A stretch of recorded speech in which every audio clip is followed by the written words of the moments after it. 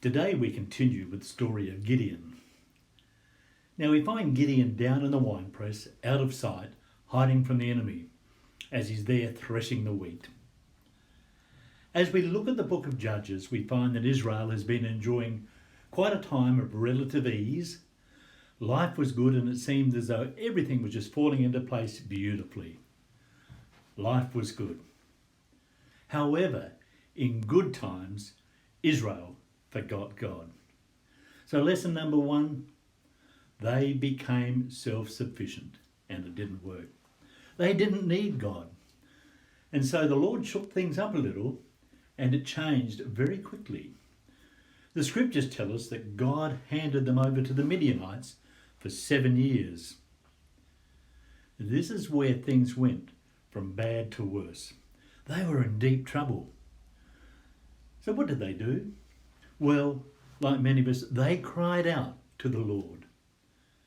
And the scriptures remind us that the Lord heard their prayers, as he always does. And on this occasion, he sent an angel who spoke with Gideon, because Gideon had been chosen by God to lead the people to victory. Gideon, perhaps like many of us, declared that he was not the one for the job. Not a job like this, at least. That task was big and belonged to someone else who was more qualified. We spoke about that before. He was too young and from the weakest family in all of the nation, so he claimed. Today I want to remind you that God uses tough times to get our attention. So lesson number 2, and this is what the point is, that when tough times come, and they do, instead of looking at them as though God is punishing you, try to see them as God's gift of grace to you. C.S. Lewis once said, God whispers to us in our pleasures, speaks in our conscience, but shouts in our pains. It's his megaphone to rouse a deaf world. Pain certainly gets our attention. God's plan included this most unlikely of people, this farmer called Gideon. I think this is sensational reading in the book of Judges. In Judges 6:12, we hear these words, Then the angel of the Lord appeared to Gideon and said, Mighty hero, the Lord is with you. Mighty hero? Here's Gideon hiding because he fears the enemy. So let me say here and now, never believe the lie that God only uses special people. God takes ordinary and makes it extraordinary. We become extraordinary people. The Lord met with Gideon and spoke with him, and the Lord called him and promised to be with him.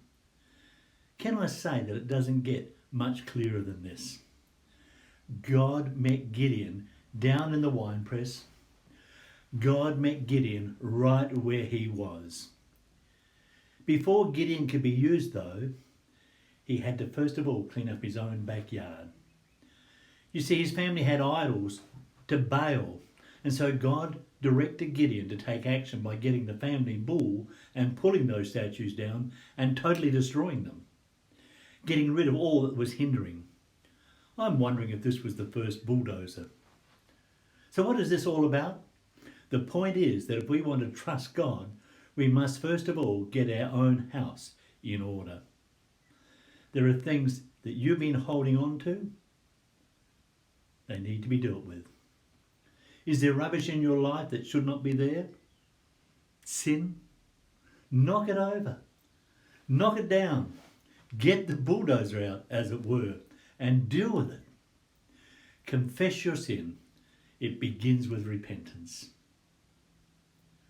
Always know that God will honour those who honour him. It happened for Gideon, and it can happen for you and for me. So what is God asking of you and me at this time? To listen to his voice, to listen to his word for us, to you and to me, and to respond as he calls. Now, we may have to deal with some uncomfortable issues in our own backyard, but let the scriptures remind us that our God is faithful. I trust that you have a wonderful week and keep your eyes fixed upon Jesus.